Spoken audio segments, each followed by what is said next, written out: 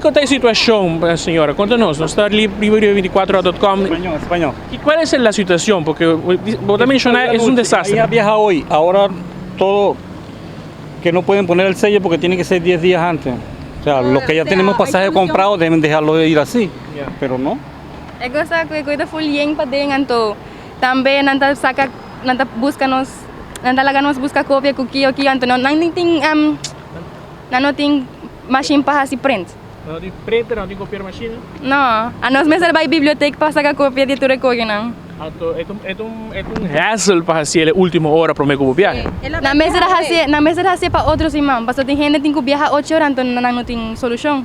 ¿Y nada para inmigración o nada puro para aeropuerto, nada la gran pasa? Não sabe disso aí, pero a mim 10 horas, güey. tenho que viajar a 10 horas. Pero para lograr queda claro como situación. Sim.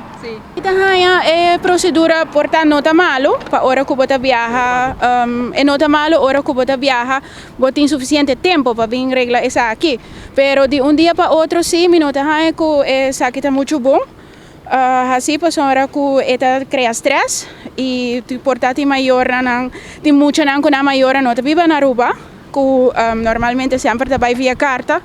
Ja, agora que lobo me se prende, é hassle, extra dor de cabeça, que me dá para o tempo aqui que nós está dentro, não pode fazer uma maneira digital mais fácil, ou, ayer, a maneira Android, agora, me está anunciar, gente não que viaja amanhã, weekend, não me estaria papel. Para compreender, pero não avisa sei que automaticamente me mesa para nerei meia hora.